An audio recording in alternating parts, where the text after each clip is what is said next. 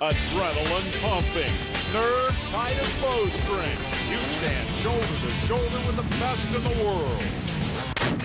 And that's the easy part. What lies ahead is 160 miles of off-road hell. If there's any surface you don't like, you're sure to find it here. From slippery creek crossings to fight-breaking rock gullies, 100-mile-an-hour flats to gut-wrenching downhills. So far, so good? Great. Now, let's ride the whole course backward at night. What's the point? Simple, really. Create one of the world's most challenging races. Gather the best. And then test their skill, their nerve, their endurance, and ultimately their will. Will to win. Will to be the last man standing. If you want to be the last man standing, gotta live your life with the 88 very special riders arrive at Red River Motorcycle Park on the Texas-Oklahoma border. This is invitation only, and the invitations have gone out to the best in the business. That guy, Mike Lafferty. He's won the AMA National Enduro Championship 7 times. Jimmy Lewis, past winner of the Baja 1000, finished Paris-Dakar on the podium. Guy Cooper, factory motocrosser turned off-road threat. And there's Jeff Fredette, gold medalist at the ISDE 8 times. It's an international field. From the Isle of Man, David Knight, reigning world enduro champion. Going head-to-head with the big dogs, a talented field of amateurs inspired in part by the level playing field. No practice, no qualifying. Riders allowed to walk only the first mile of the course, looking for the secret to the bomb run start. You're gonna be a lot better coming off this center hill here than you would going around. Right, because see, there's that rock right there that you'd come to the side of it. So you could come right down through there, and you've got a clean shot instead of going around. We're all just trying to, you know, that where there being no set trail, we're all trying to figure out which way to go. We all got to end up at the same spot. Survive that flat-out first mile, and then what? I don't really know what to expect. I've heard there's a bunch of rocks. I've seen the videos on the website. It looks pretty fun. They say there's supposed to be some gnarly stuff out there. I'm just trying to expect the worst, I guess. I've rode Hell's Gate in Italy, Erzberg in Austria, so hopefully if it's like them, it's going to be really, really tough. So yeah, these guys can expect a bit of a nightmare maybe. The one thing I've learned by coming to these races is you don't know what to expect. I mean, that's how you be prepared. Don't know what to expect. Oh, it's going to be real tough getting behind riders in this type of situation because the trees are tight, can't pass really. And like I said before, it's totally different from arm riding where you go off the trail a little bit and pass. That's why I'm down here. They said this was going to be gnarly and tough, and I don't know if I'm so tough anymore, but I'm gnarly. Arr.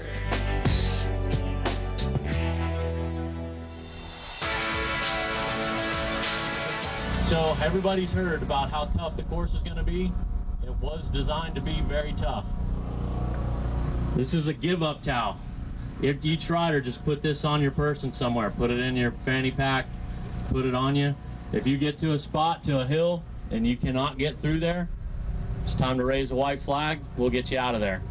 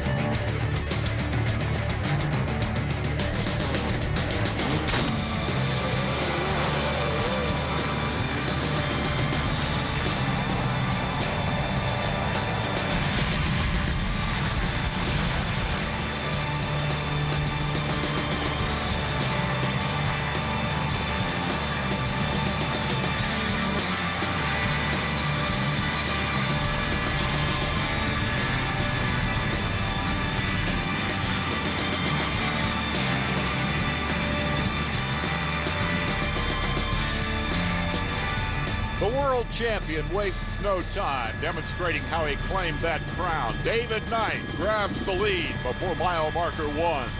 The first 15 miles, pasture and riverbeds. Where things get tough, crowds have gathered. When we come back, the first major test of skill and nerve in the inaugural running of Red Bull's Last Man Standing.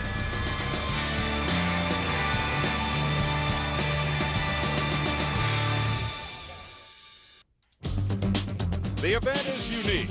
Red Bull's Last Man Standing. 88 riders on the first of 4 40-mile loops. So who's the man to beat? I would say for sure it would be David Knight, just because he's actually a specialist in this kind of race, and he's quite a bit stronger than anybody over in Europe right now. And then, of course, the Americans don't have a whole lot of experience with this stuff. So I'd say he's an odds-on favorite. But then again, he's never been here, ridden here. He's probably not riding his, personal bike. So then, you're going to have guys like Lafferty who can probably, do everything he can do. It's just a matter of who's the strongest. But let's also consider the matter of motivation. Here's New Jersey's Lafferty, the perennial American champion, into an early second place with an opportunity to upstage his KTM teammate Knight, the world champion. So let's have a look at Knight in action. First major obstacle, called the waterfall, reduced by dry weather to a puddle and a difficult climb up a rocky face. Nicely done. In hot pursuit, Lafferty manages the climb with a bit less foot dabbing. Unfortunately, that little detour at the top takes back any time he might have gained. And now the Joshua Tree Hill climb. Near the top, Knight is off and pushing, but clearing this crest is cause for celebration. Others find little to cheer about. Yes, the course is really rough. It's really taking a toll on my bike. Broke my brake pedal. Had some other problems with my chain getting real tight on me. It's just, it's pretty nasty out there. Back at the waterfall, there is simply no justice. Guy Cooper threw cleanly, but watch David Camo get hung up on the rock ledge. A tiny bump from Danny Morrison not only saves Camo's tail, but actually gets it going again. While poor Morrison's inadvertent good deed goes seriously unrewarded, he finds himself headed in exactly the wrong direction. Just give me a minute here, guys. I'll get this sorted out. Well, fat chance. Adding insult to injury, Nathan Canny and Justin Williamson jump in front of Morrison, with Canny taking a rather unorthodox line. Do you think he did that on purpose? In any case, it's monkey see, monkey do from there. And the upshot of Morrison's little ordeal, he loses 2 spots, while Camo, who started this traffic jam, is long gone. Like I said, no justice. Now let's take a moment to demonstrate the benefit of perseverance. Jason Greer en route to a top 20 on lap 1. Had Joshua Tree a study in contrast. Guy Cooper consulting his crew, while Camo just grabs a handful and goes for it. Okay, it may not be textbook pretty, but at this point, all that matters is making it over the top. Camo does, and picks up a position from the more cautious Cooper.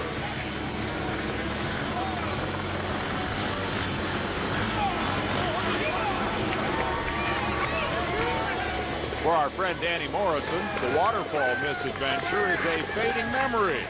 But there is every indication that this may be a very long day.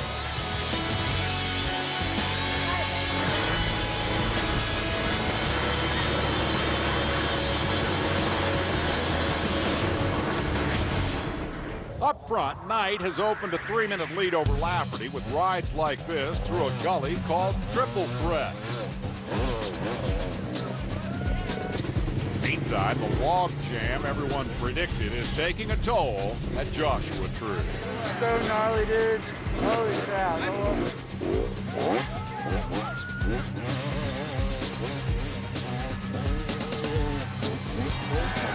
Hey, with only 4 guys stuck up there, let's make it 5. Take a moment to thank the friendly and efficient volunteer staff who kept you from tumbling all the way back to the bottom. Knight Now, making the daring dive into what is known as Texas Stadium. The beauty of little things. Watch his quick left-hand wave to acknowledge the cheers of the crowd. For Lafferty, the challenge is clear. The American champion needs to close the gap, apply a little pressure to the world champion, who hasn't seen much of that this year.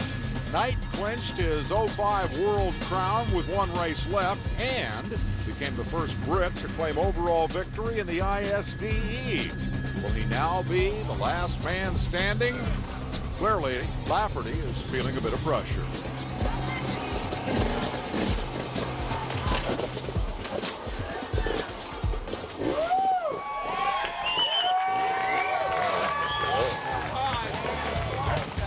Now let's have a look at Justin Williamson. Despite this bit of difficulty at the water ball, Justin has climbed to third overall behind Knight and Lafferty. One of the rising stars on the AMA Grand National Cross Country Tour, this Yamaha-mounted Florida teenager has become the most serious threat to the KTMs up front. Not to mention the occasional course marshal. The end of lap 1, 40 miles down, the world champion in full control. Water? How you feeling? How you feeling? Yeah, okay, just thirsty. You got big lead. How's the bike? Everything good? Hey, nobody's running your pace out there. What you're doing now is perfect. Well, in reality, Lafferty is holding his own. The interval steady at 3 minutes. But Knight has heard what he wants to hear. Keep doing what you're doing. The race is yours to lose. A competitor since age 4, the 27-year-old Knight has a wealth of experience on which to draw. But there has never been an event quite like this before, a daylight into darkness marathon to decide the last man standing. In only the first of 4 laps, more than half the field has been eliminated. We'll get back to the action right after this.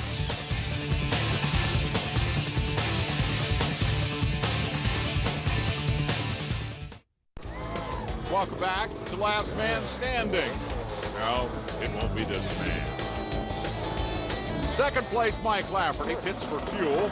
A little electrical maintenance. It's awesome on that shit. Is it? Yeah. Ow, they're hot. They're hot. What's the tape? Yeah.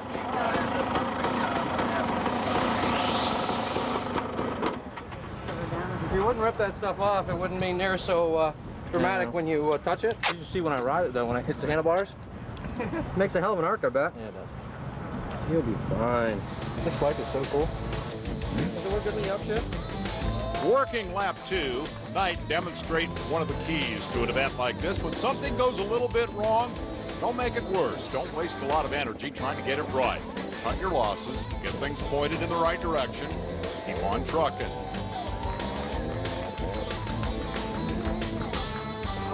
The key to this deal is the format. Make it to halfway within an hour of the leader, and it's a brand new race. Now I'm just taking my time. This morning thing's only a trail ride, really. All you have to do is get to the night, and then we can start racing. So I just don't want to get an hour behind the leaders. I'm just kind of pacing myself off that. I got a really good start this morning. Everything's going according to plan. So it's a lot easier than I thought. It's just longer than I thought. Indeed, fall an hour behind and you're out. That happens minute by painful minute.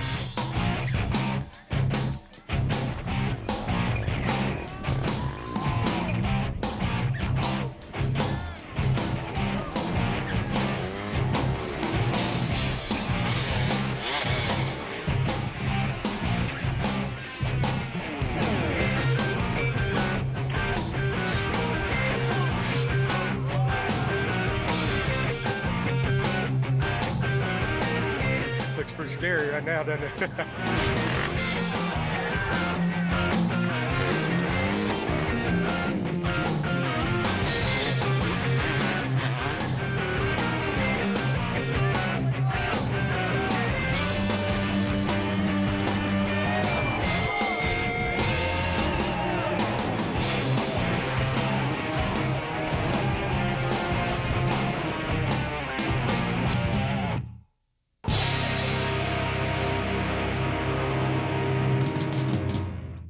Oklahoma's Guy Cooper, a local favorite, never met a motorcycle race he didn't like. He's battling moments like this one in a diligent effort to stay in the top 10. 15 years removed from his national motocross championship, Coop has never lost his passion for competition, racing everything from this kick-butt KTM thumper to outrageous pit fights and always drawing a cheer.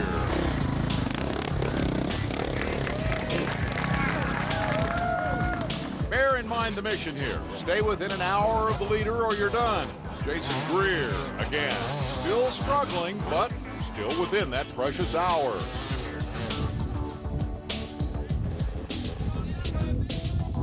Though the race lasts for hours, progress is made in fits and starts.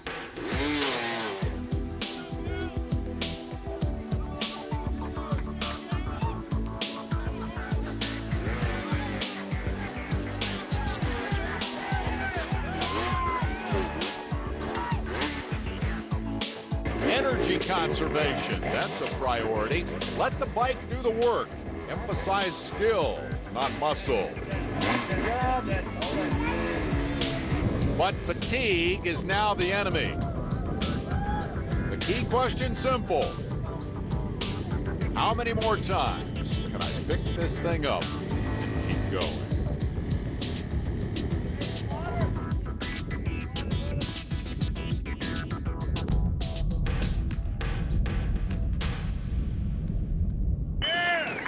The surrender of lesser men only amplifies this performance. It's frustrating, don't you think, watching David Knight make it look so damn easy. Amazing watching these guys go through some of this stuff. I can't imagine how they're doing it and how they're staying on the bikes, and watching, you know, the top 2 or 3 guys struggling with this first hill is just amazing that, you know, even the top guys in the country are having difficulty with some of this stuff. So, and you know, David Knight went through it just smooth as could be, and everybody else has struggled, you know, no matter how good they are. So it's great to watch. I wouldn't want to be out there. Well, I don't need that piece anymore. I just wish I'd break something critical, then I could quit. The nature of an event like this is to humble even the best riders. Billy Russell inside the top 5 with a shot at being the last man standing. So why is it the cameras are only around for moments like this? We'll be right back.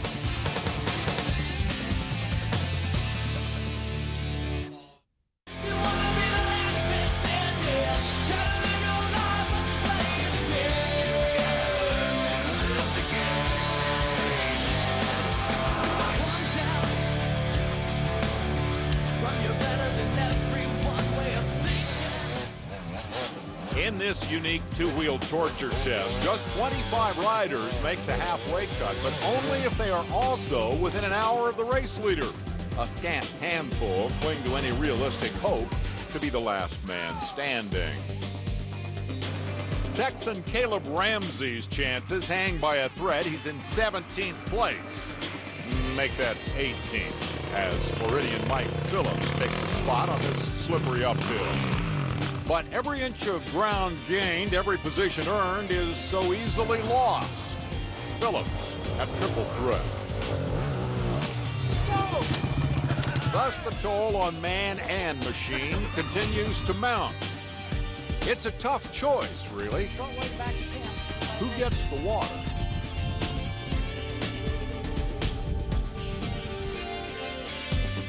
For the one-man teams, happiness is finding the right gas can, finding the strength to crank it up one more time, finding that the damage is not terminal. Man, things are, the bars are bent to hell, Bob. I don't know that we can do anything about that. You know, I'm kind of used to it to where I can probably ride it out. Everything's tight. Let's make sure the bark busters aren't going to come off.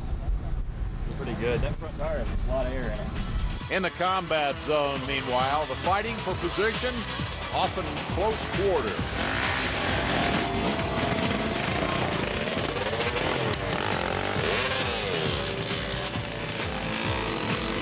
Nathan Canny, his second ride up the waterfall.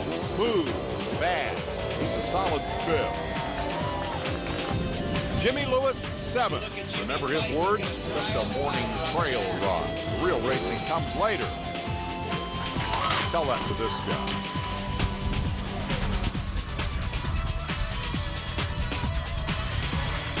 There are, by the way, reasons not to linger where you fall.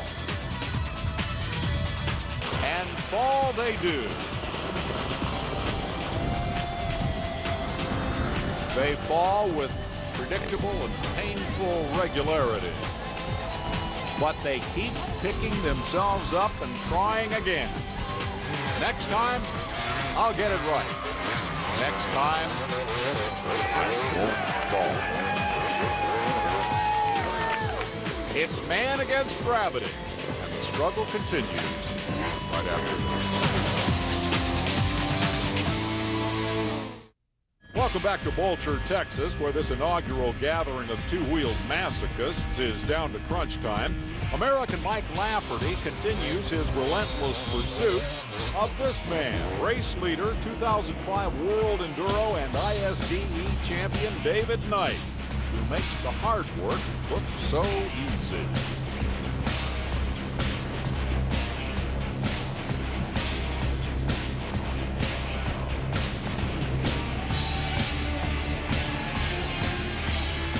In contrast, Brian Vaughn tries desperately to hold on to 25th place, last possible qualifying spot for the two last night race, and he could not afford that.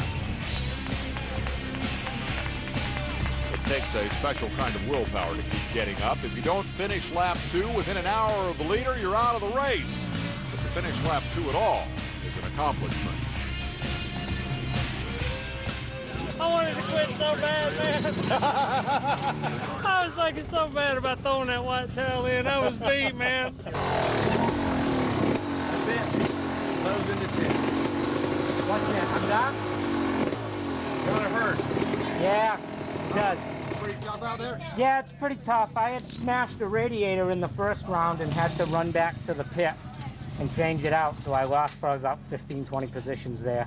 It was a 10 on a 10 scale. It was the hardest track I've ever ridden. I've been riding for 20 years and pretty much all over, everywhere. And it was the hardest track I've ever rode. It was awesome, though. It's a great learning experience. For Lafferty, meanwhile, the game has changed. There's no chance to catch Knight, to challenge him, perhaps pass him, serve him notice that he has a fight on his hands. The key now is to avoid mistakes.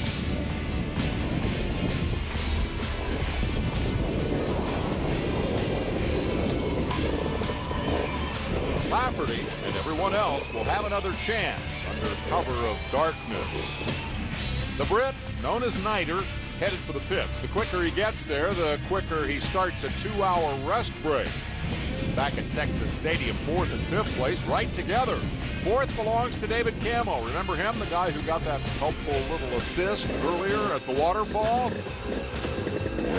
Time lost now is of no consequence. The handful who make it to halfway will start the night race dead even.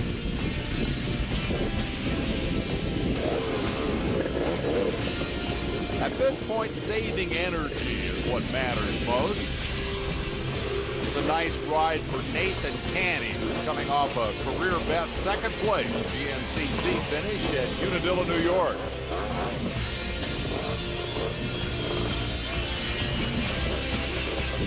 Remember that hard fall that Billy Russell took his first trip through Texas Stadium? Well, let's replace that with a better memory and note that Billy is safely qualified for the 2 nighttime laps and a chance to be the last man standing. So, what does the world champ and race leader think of his visit to Texas so far? It's not so hard as them, but, you know, 2 laps of that then was real long. And it's real humid feeling, you know. It's real difficult to breathe. So, yeah, another 2 laps is going to be made. And his challenger, Lafferty, sums it up this way. Wow. It's pretty cool, though. You know, it's just, I haven't raced yet. It seems like I got off to a half-decent, not a real good start. I got kind of hung up on that first little bomb thing, and then I got into some briars and got my kill switch taken off there. And that stopped the bike pretty good, and I figured that out. And once I got that put back together, and then I had to race to the front, wasn't sure exactly where I was. And then once I knew I was in second, I just kind of cruised, and I haven't done anything since. I just kind of been plugging along and staying out of trouble, trying to just conserve my energy and just kind of plug along. So it's kind of a hard thing just to sit back and not race yet. The Florida teenager, Justin Williamson, echoes that strategy. The first 2 laps definitely are a little more laid back. We're just trying to survive out there. It's not going to be like, what, 10 hours of racing out there. This next night loop here, definitely we're going to pick up the speed, and then that last loop will be where we're going to try to really crank it up. Hard fact, only 18 riders stayed within their hour. What if no one is left standing? The word that I got was that the course is just so long and so brutal that it just wears on them, and they're physically getting beat, and that 2 more laps, they didn't know if anybody would finish 2 more complete laps. We'll be back to see what awaits these 18 survivors.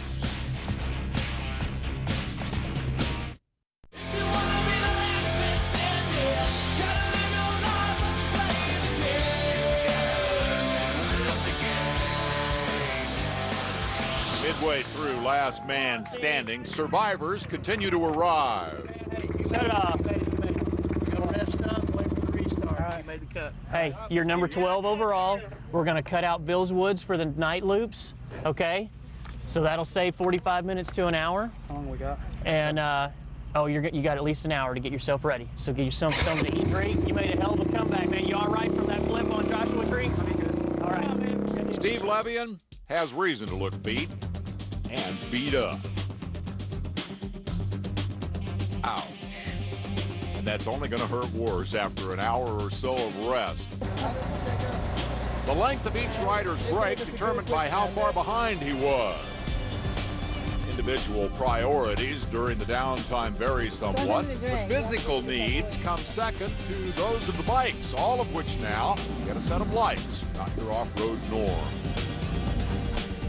Caleb, I've got some good news and I have some bad news. Well, the good news is you're number 18 and you're going to be running again. Right. The bad news is you're number 18 and you're going to be running again. Yeah. I know what you mean, man. It's I'm dying out there. That was something else. I think I can make it, but I don't know. I'm pretty beat right now. How much experience have you had running with lights? See here. Monday night, about 30 minutes. Yep, about that much.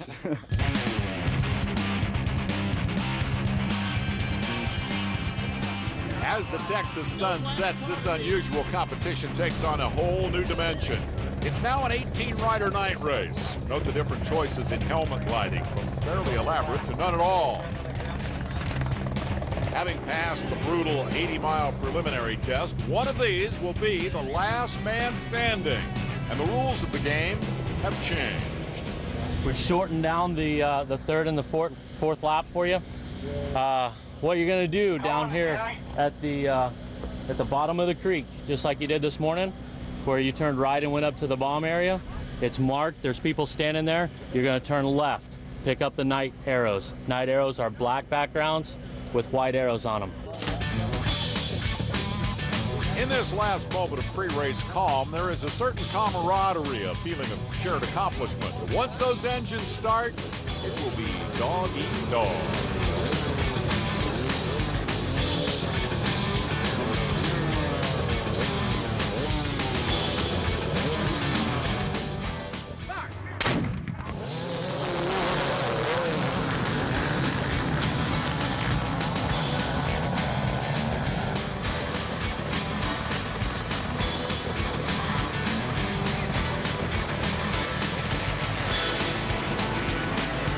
Remember that talk about picking a good line for the bomb run? Well, the definition of a good line obviously varies. A good start, though, is critical because all 18 riders know what kind of bottlenecks will develop at the major obstacles. Those areas have been brightly lit to benefit racers, spectators, and TV cameras. Surprise! David Knight is first to Texas Stadium, now ridden in reverse. That intimidating drop-off Now a slippery and treacherous uphill. You know that's going to be a problem, and it doesn't take long to develop.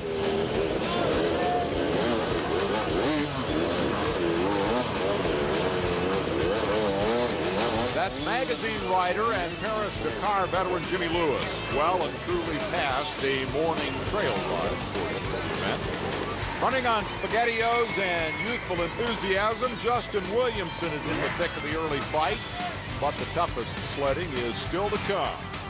We'll be back with more of Red Bull's Last Man Standing right after this.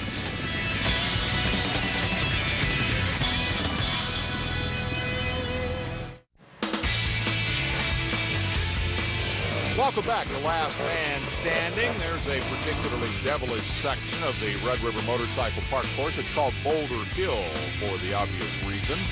Note that ridden in reverse, it is a downhill, and based on what we're seeing at nearby Texas Stadium, that's probably a good thing. Watch the orange t-shirt, guys, coming down the hill to help. Big guy on the right. Okay, he helps a little. And here's the thanks he gets. Now, there is a certain etiquette here. Guy Cooper is willing to wait for Ryan Dudek until Dudek does that. Now, it's time for Cooper to go. But when he can't find any traction, he and Dudek are both upstaged by the late arriving Nathan Canny. Pardon me, boys, coming through here. And Canny picks up 2 spots in the process. On to triple threat. In the course change, this obstacle was not reversed, and David Knight, day or night, is up on the pegs and making it look easy. A couple of quick dabs, and he's on his way.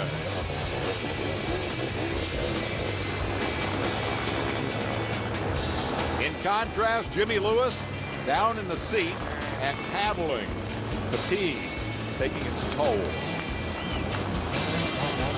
Hey, give Jimmy credit. He's moving. At least he's out in front of this.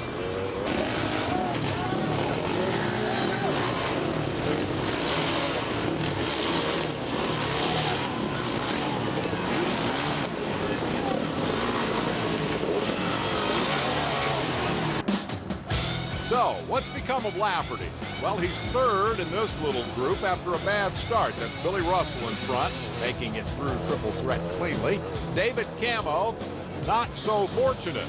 And Lafferty will pick up a spot the hard way.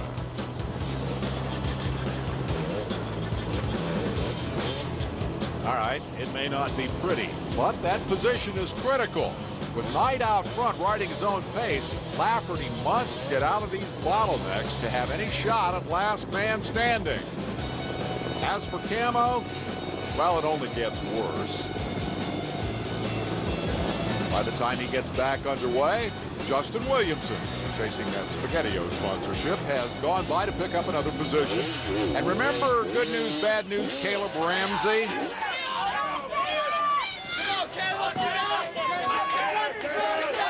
Can you tell that Caleb's local? From Weatherford, Texas. Brought the whole fan club.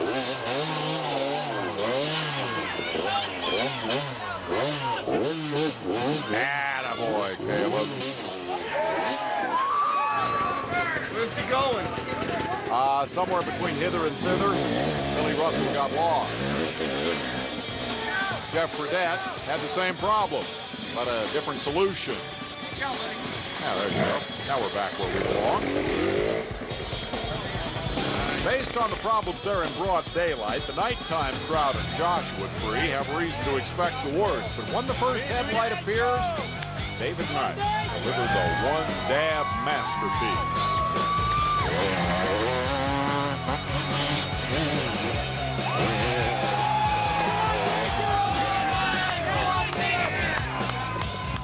Oh, nice. Next to appear, it's Lafferty. He's made his way to second spot. The opportunity there to gain ground on the leader.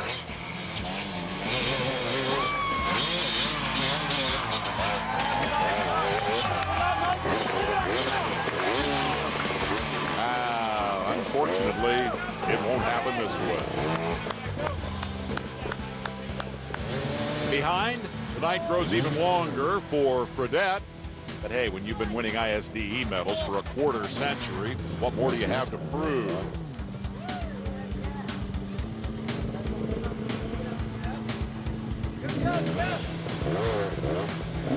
And remember the gnarly dude from Canada, British Columbia's Guy Perret? Here's Guy at his most gnarly. Well done. After 9 hours of this abuse, pushing doesn't get any easier. Guy Cooper will tell you this is what keeps him young. For the leader night, final pit stop. Water, Todd. Who's second? Lafferty. They say 5 minutes, but you're going perfect right now. Just keep doing exactly what you're doing. Is the bike good? Yeah. Okay. No worries. No worries. Let's do this thing, bud.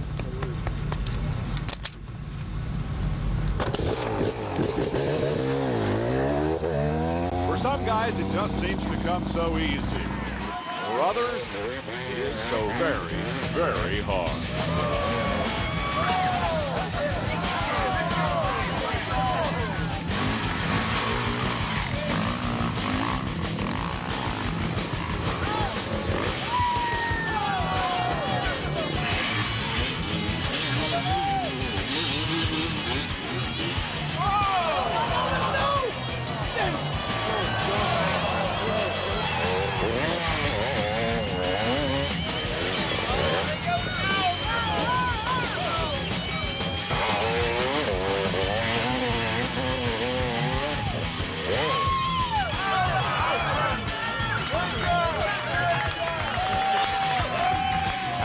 Spirit. We'll be right back. The last man standing competition is in its final lap, and here's why David Knight has led it from the beginning. Even when he loses momentum, he pulls the fat from the fire. The only damage to the sponsor's sign. Boom. For others, it's over. I didn't have any balance. Going in straight lines with a little bit of a groove in it and stuff, and I was just doing a lot of wobbling and stuff. And fatigue. Fatigue. Yeah. That's a good word. Yeah. No, it was a good, tough race, you know, and it's just too tough for me. Caught a tree pretty hard and it ripped my light off, and I'm making too many mistakes, and I've had a day. Where's that white flag at? Damn it! I'm proud of you, baby. There has been another development out there in the darkness. Nathan Kinney is up to second place. Lafferty has crashed, destroying his headlight and forcing a return to the pits. That sets up a fight for the last spot on the podium. Justin Williamson has it, but he's stuck, and Lafferty is nipping at his heels. Literally.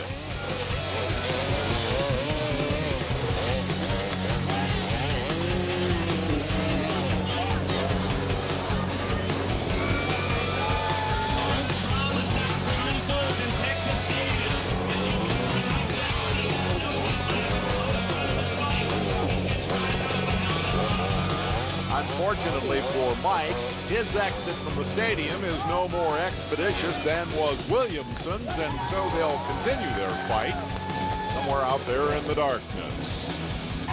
Up Joshua Tree for the final time. The day-long leader Knight again dazzles the fans.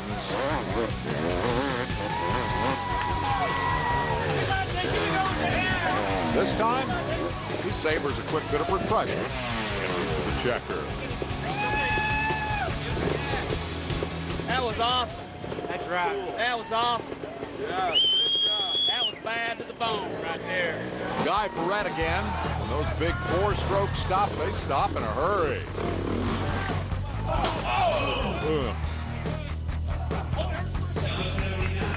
Fortunately, Guy didn't get his leg between the rock and the big four-stroke. He presses on to 13th place.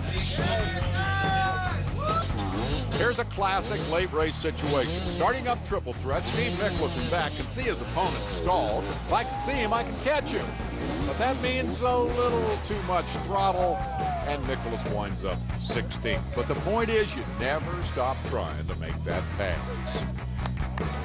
For Nathan Canny in second place, this is potentially the ride of his career. A broken hand and a team change marred the early part of this season, but Nathan has hit his stride lately. Now he's trying desperately to keep this guy, Mike Lafferty, behind him. Mike gains a bunch of ground here. The clock is winding down in a hurry.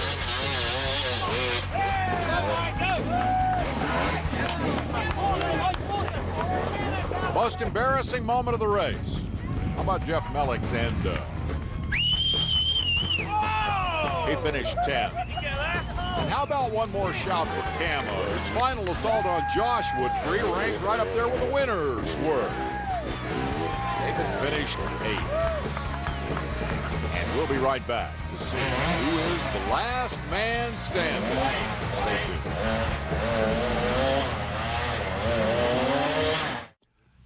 Sometimes it's just your day or your night. That bright moon proved to be very beneficial to the last man standing. As David Knight headed for the finish line, he has a helmet light, but his headlight has given up the ghost. All right. Good job, buddy. My light just got up there, like 200 meters ago.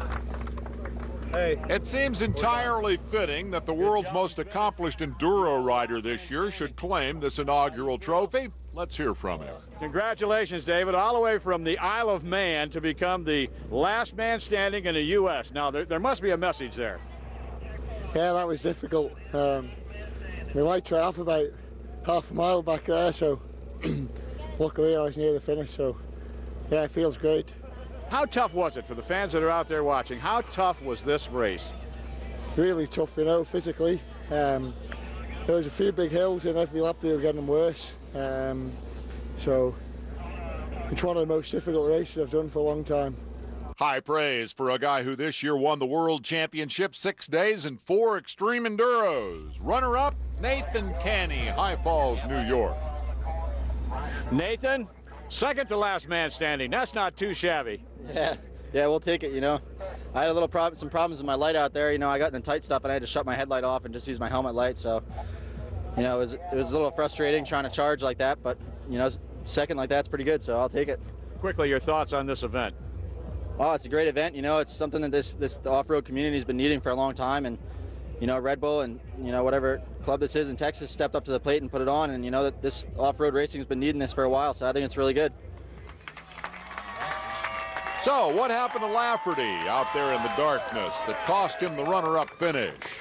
I just went out. I wasn't a couple miles off the start there, and I took my hand off to get something to drink. I just put the straw in my mouth. As soon as I took my hand off, I must have hit a hole, and next thing I know, I was swapping, and the thing fell down. I went back, found my bike, and the light was all jacked up and stuff, and I didn't know exactly what was going on, and even my